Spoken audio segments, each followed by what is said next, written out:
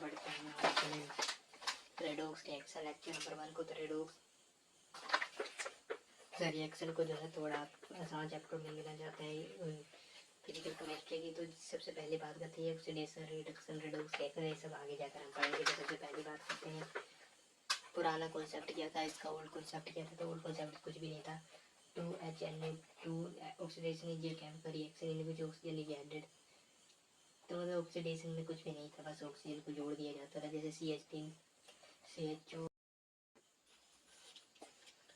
तो ये रहे कुछ कॉन्सेप्ट्स, तो रूल्स को दिमाग में बैठा लो। हाँ तो x प्लस माइनस चीज का -1, तो जो है x इज का प्लस 5 आ जाएगा। अब बात करते हैं सल्फर की। तो H2O2 2 माइनस, इसका जो चार्ज है 2 माइनस से सल्फर मेरे को नहीं देता 2x प्लस चीज को, तो मेरे को ऑक्सीजन मेरे को पता है कि जनरली ये -2 होते हैं। तो x माइनस 4 इक्वल टू -2, तो x इक्वल टू -3 हो जाएगी, x इक्वल टू -3 हो जाएगा।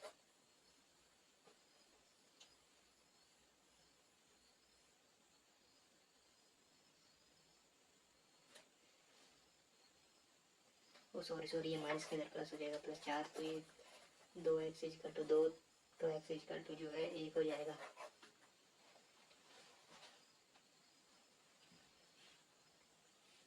अब बात करते हैं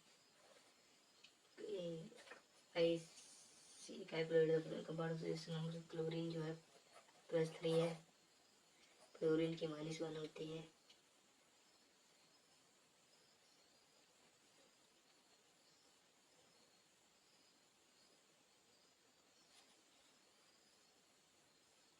मान लीजिए 3 की जो फाइनल ऑक्सीडेशन स्टेट क्या होगी, तो M3+ जो है J+ में तोड़ेगा +3, तो ये है। अब बात करते हैं H2S2O7 की ऑक्सीडेशन कितनी है, उसमें जो है सल्फर तो ये जाएगा 2x + 2 + 7 -14 इक्वल टू 0, तो ये आ जाएगा 2x - 0, तो x इक्वल टू 6 आ जाएगा। इसका आंसर बात करते हैं अगला प्रश्न की।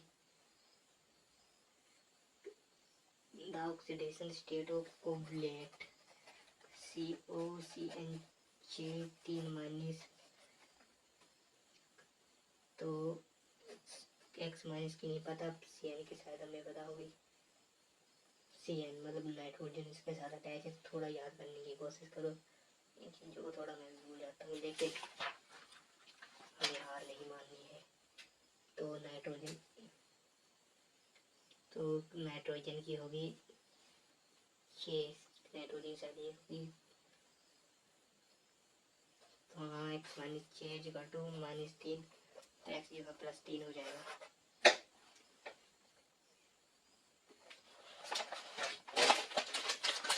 बात करते हैं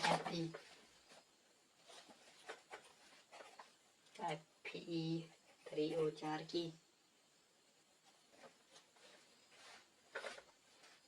तो 3x + 4 - 2 इक्वल टू 0, तो Fe की मेरे को निकालिए 3x और ऑक्सीजन की बताए 4 × -2 equal to 0, 3x - 8 equal to 0, 3x equal to 8, x equal to 8/3। और H2SO5 इसको याद रखना, इसकी +6 होती है, जैसे आप निकालोगे तो 2 H2SO है 2x + -10 नहीं 2 + x 2 + -10x 11/5 6 कुछ ऐसे आ जाएगी। तो यहाँ पर जो है आंसर 8 आएगा, लेकिन 8 होगा नहीं, इसका 6 होगा, क्योंकि ऑक्सीजन जो है मैक्सिमम 6 होल्ड कर सकती है। तो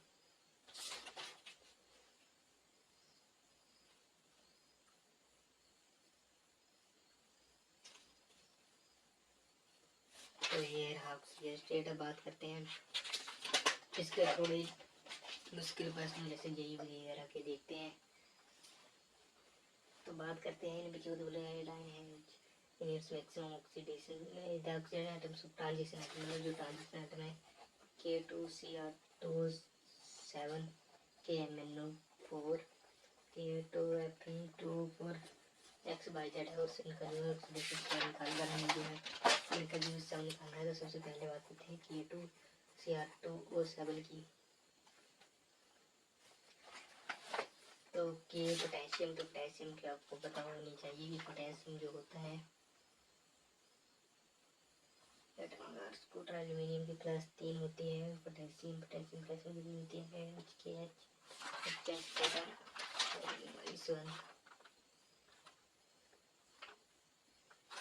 पोटेशियम क्या आप याद रखेंगे, पोटेशियम जो होता है वो पोटेशियम की एक होती है एक mn की मेरे को नहीं पता x माइनस 8 इजकल टू 0 तो -8 वहाँ का भेज दो और -1 तो x के आंसर आ जाएगा 7। अब K2Cr2O7 की तो 2 + 2x - 14 इजकल टू 0 तो 2x इजकल टू 12 तो x इजकल टू 6 आ जाएगा। तो 2 + x - 8 इजकल टू 0 x - 8 तो x - 6 equal to 6 x equal to 6 6 12 6 7 19 इसका जो आंसर आएगा।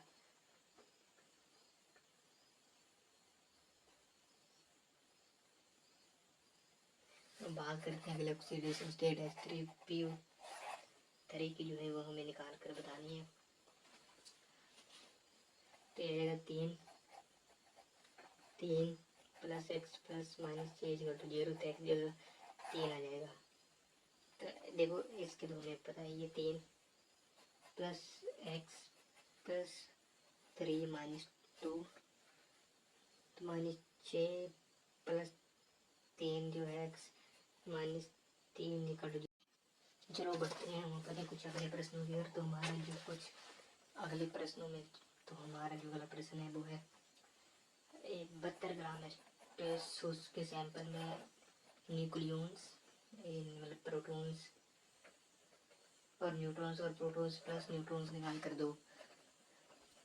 तो देखिए इस तरह के क्वेश्चंस में आपको कुछ नहीं करना। पहले सबसे पहले आपको नंबर ऑफ वाटर मॉलिक्यूल निकालने होंगे कि मतलब पानी कितना है। तो पहला है टोटल वेट 72 ग्राम और H2O का वजन कितना होगा 72 ग्राम इंटू H2O का वजन होता है 2 + 16 तो ये हो जाएगा 18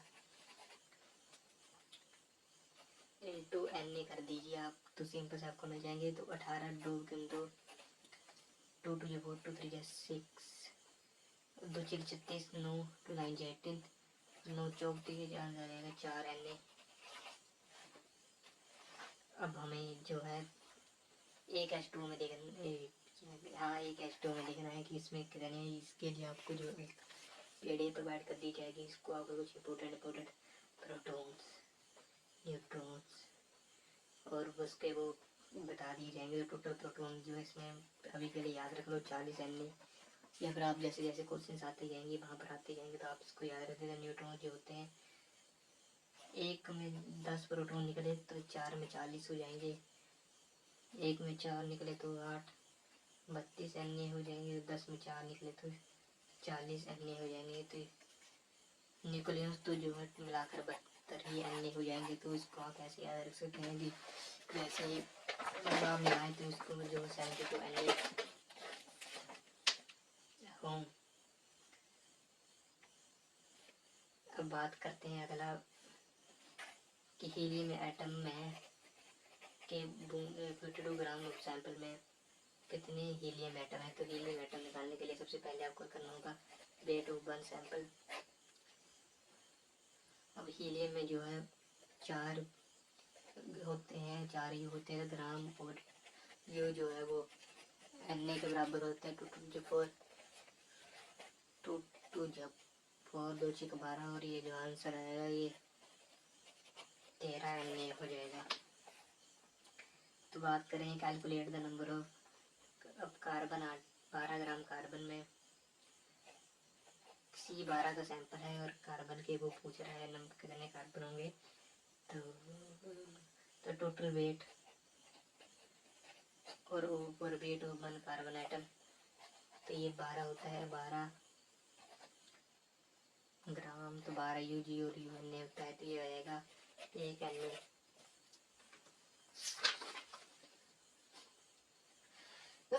सॉरी, चलो बात करते हैं। हम पहुंच चुके हैं सबसे इम्पोर्टेंट इम्तिहान पर, जो कि है हमारे पास मोल। तो मोल जो कुछ भी नहीं होती, मोल जो है क्वांटिटी होता है जो किसी भी केमिकल सब्सटेंस के अमाउंट को, मतलब कितना केमिकल सब्सटेंस है या 2 केमिकल आपने मिक्स कर दिए तो कितना केमिकल है इसके बारे में बताइए।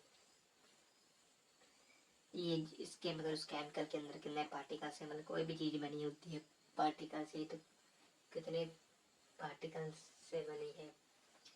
तो मतलब बड़े विज्ञान तो मतलब बहुत जो बड़े वैज्ञानिक लोग थे उन्होंने एक चीज़ देखी कि भाई साहब कुछ रिप्रेजेंट किया जाए कुछ छोटी छोटी चीज़ों का, कुछ पार्टिकल्स वगैरह का थोड़ा सीन है। मतलब ऐसे तो आप रियल लाइफ में तो ऐसे नहीं कर सकते। यहाँ पर घर है, कुछ ईंटें हैं, अब इनके आप नंबर ऑफ पार्टिकल्स निकालने बैठोगे तो आप समझो ना, आप मतलब कितनी ज़्यादा वो मुश्किल होगी। पता नहीं कितने करोड़ पार्टिकल आएंगे। लेकिन एटम्स के जो पार्टिकल्स ये सबसे छोटी यूनिट होती हैं, तो इनके जो है पार्टिकल्स बड़े वैज्ञानिक लोगों ने डिवाइड कर दिए कि, लेकिन इनके भी पार्टिकल्स जो आए 3.002 इंटू 10⁻23 पार्टिकल्स। तो आप सोच सकते हैं कितने ज़्यादा पार्टिकल्स जो है आए, तो आप समझ सकते हो भाई, मतलब बहुत ही ज़्यादा मतलब पार्टिकल्स आए, तो बहुत ही ज़्यादा।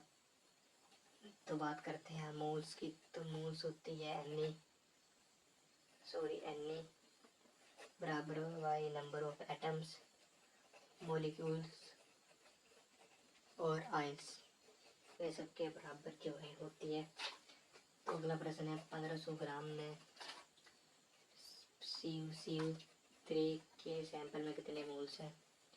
तो 1500 ग्राम बटा 100U, तो इसमें है 1500 ग्राम इंटू Na, ये है 15 Na।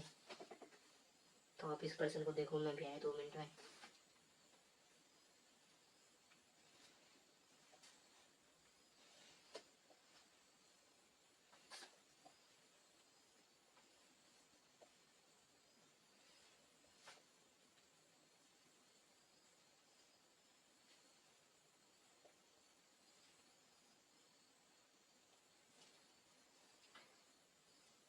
तो इसका सिंपल सा आंसर आ जाएगा 15 Na।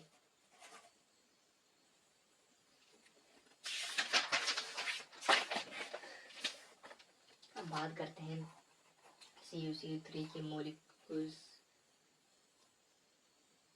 मतलब 15 मोल का CuCl3 का सैंपल है। तो एक मोल में मान लीजिए CuCl3 का मॉलिक्यूल्स है, तो 15 में सिंपल ये 15 हो जाएंगे। तो ये भी काफ़ी हल्का बात है। और मोल को जो है मॉडर्न प्रैक्टिस में, मतलब वो कुछ झंझे टाइप के लोग आए और उन्होंने कहा कि अब मोल थोड़ा बोरिंग शब्द है, तो इसको जो है थोड़ा अच्छे से बताएं, थोड़ा इसका अलग थोड़ा नाम वाम चेंज करते हैं। तो इसका जो नाम अब रखा गया वो 1 ग्राम एटम या फिर 1 ग्राम मोलिक्यूल या फिर 1 ग्राम आयन, इसका जो है नाम रखा गया। तो मतलब आप समझिए। अब बात करते हैं मोल कॉन्सेप्ट का मतलब सार की, तो ये याद रख लें। तो मान लीजिए मोल जो होता है वो होता है मास ओवर मोलर मास के बराबर। अब आप पूछेंगे कि ये मोलर मास क्या होता है, तो मोलर मास को चलो सबसे पहले समझते हैं।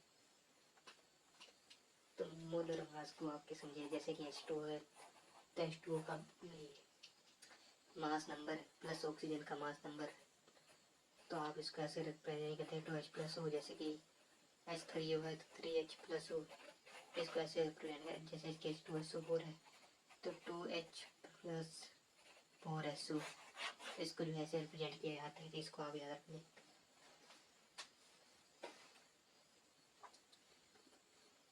अब बात करते हैं थोड़ी इम्पोर्टेंट अगली टर्म की, जो कि है बाई मैप। ये किसी देश का मैप नहीं है, ये सिंपल समझ रहा है कि अगर आपको मास तो आपको दे रखा होगा, मोलर मास को निकाल लेना। इससे जो आपको मोल्स जो है आ जाएंगे, या फिर मास इंटू मोलर मास भी आप कर सकते हैं। तो बात करते हैं इसकी, तो ये जो है नंबर ऑफ एंटिटी, तो ये ऊपर Na डिवाइडेड बाई Na, तो ये हो जाएगा मोल इंटू 22, गैस की बात करेंगे तो मोल इंटू 22.4 लीटर से कर दो। लेकिन ये गैस जो है STP पर मतलब इसका जो आपकी स्टैंडर्ड टेम्परेचर कंडीशन होनी चाहिए, अगर आपको जो है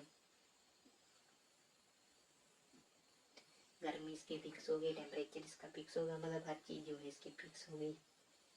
मतलब बिछड़े वैज्ञानिकों ने जो फिक्स चीज़ें की हैं उन पर ऐसा नहीं होगा कि आप टेम्परेचर इसका मतलब तापमान इसको जो बढ़ाता रहे, ये अंदर गर्म होते रही और कुछ और ही रिएक्शन हो जाए, ऐसा नहीं करना है आपको। तो मोल्स इंटू 22.4 लीटर जो होता है वॉल्यूम गैस एट STP होता है, एट STP होता है, NTP होता है, तो 22.4 लीटर। बात करते हैं मोल तो हो गया, तो ये एक चीज़ याद कर लो कि मोल इंटू Na, तो Na होती है नंबर कितने उसमें एटम है, मॉलिक्यूल्स हैं, ये मोल्स इंटू Na सूर्य वगैरह नंबर होता है 6.002 इंटू 10⁻³। तो इसमें हमें ये पता लग जाएगा कि इसमें कितने एटम्स हैं, मॉलिक्यूल्स हैं और कितना क्या है। तो शुरू करते हैं प्रश्न को। तो ये प्रश्न जो है JEE 2021 पे पूछा गया था। तो हमें जो है नंबर ऑफ एटम्स बताने हैं 8 ग्राम ऑफ सोडियम, मतलब 8 ग्राम जो है सोडियम है, 8 ग्राम सोडियम में कितने नंबर के एटम्स होंगे, तो 8/23 मोल्स, और हम इसको जो है Na से कर देंगे गुणा 8/23 Na, तो Na हो जाएगा 8/23 इंटू 6.022 इंटू 10⁻23। तो चलो इसको थोड़ा काट दिया जाए, तो 8/23 इंटू 6.02 इंटू 10⁻23, तो ये हो जाएगा 2 चौक 8, 2 एकम 2, 2 एकम 2, 2 एकम 2, 11.5,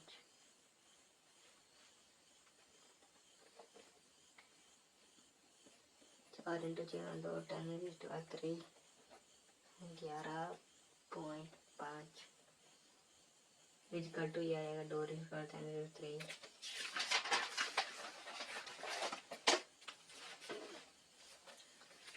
तो सिंपल 8/23 इंटू 6.02 10⁻23।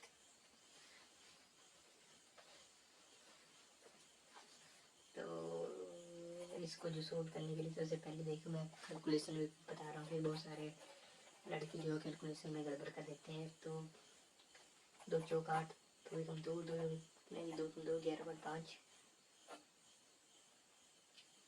अब इसको इससे कर दो 11.5, तो 4 4 6 जा 24.08, 11.5 काट दो, 11 दूनी 22, तो इसको 11.5 इंटू 2 कर दो, 2 5 10 23। तो मतलब सिंपल 2 से कर दो, मेरे इसको 2 ये मान लो, ज़्यादा आपके नॉलेज में ना बचे। अब बात करते हैं नंबर ऑफ मोल्स बताने हमें 3.011 इंटू 10⁻23 मॉलिक्यूल्स ऑफ CuCO3 में, तो 3.011 इंटू 10⁻23 मॉलिक्यूल CuCO3 में कितने जो है